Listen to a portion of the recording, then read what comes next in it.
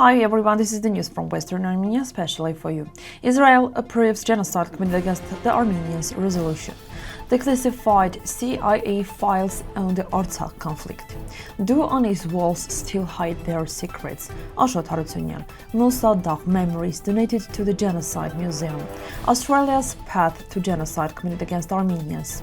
Hakob Badalyan on Israel and the genocide commitment against Armenians. Why support Western Armenia matters today. Join our veterans.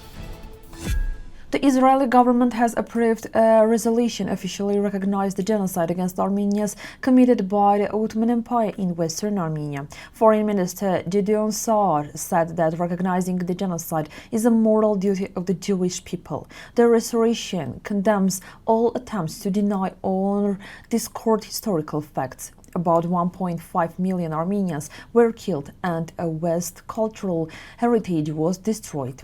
The document will now be submitted to the Knesset for final approval. 32 UN member states have already recognized the genocide against Armenians. President Armenians will issue an official response on June 29, 2026.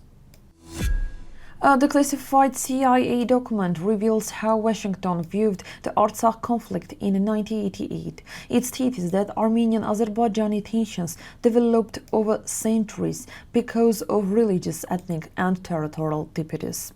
The report identifies Nagorno-Karabakh as the main point of conflict. It also mentions the genocide against Armenians and its impact on Armenian distrust toward Turkic peoples. The document noted that Nagorno-Karabakh was transferred to Azerbaijan in 1923 despite plans to unite it with Armenia. According to CIA, violence against Armenians in Azerbaijan was linked to deep social tensions. The report presented the conflict as a deeply rooted historical and political issue. Archaeologist Muhammad Arslan described Ani as one of the most important medieval cities, much of which remains underground. The city had an advanced defense system with walls stretching nearly 5 kilometers. Ani was famously known as the city of 1001 churches.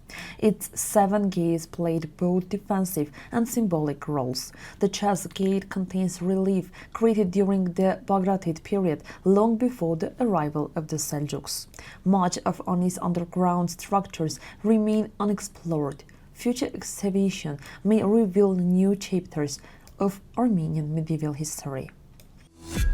Scholar Vahram Shamasyan donated the memoirs of the Mossadegh resistance participant Novart Vadihe Yekaryan to the Genocide Against Armenians Museum Institute. The 97-page manuscript is written in Armenian script, Turkish. It is considered an important primary source on both Mossadegh and the genocide against Armenians. The memoir was written during the events themselves and is based on personal experience and observation. This gives the manuscript exceptional historical value. Novart Yekaryan later moved to the United States in 1916. The memoir remained in her family until Semeshan received in 1987. Genocide survivors passed on both their stories and their silence to future generations. Armenian, Greek, and Assyrian communities have worked to preserve memory and seek justice. Their efforts have included research, education, and political activism. Cooperation among these communities led several Australian states to recognize the genocide. Australian soldiers and humanitarian workers also witnessed the atrocities during World War I.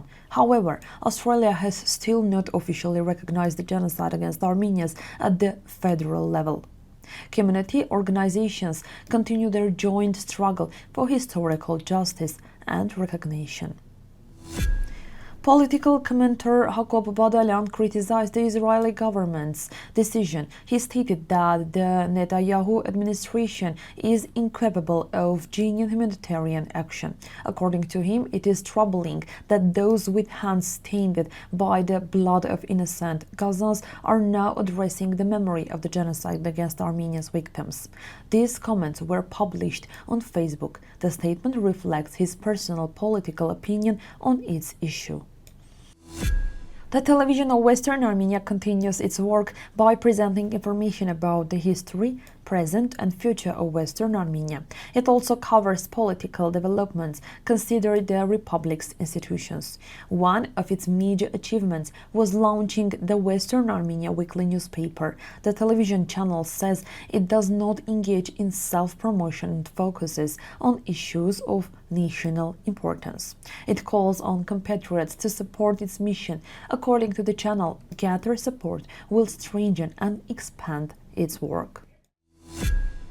The Association of Armenian Veterans and Supporters invited people aged 18 to 78 years old to join the Guardians of Memory. Members participate in official and commemorative ceremonies. Their mission is to raise the flag of Western Armenia during these events. The organization honors Armenian soldiers and volunteers who have protected civilians since 1916 until today. It is built on the values of honor, homeland, and brotherhood. Those interested can contact President Jan Ghazarosyan for more information. So this was all for today's news. If you want something to learn, you can easily find Western Armenia's website and read everything there. Thank you for watching.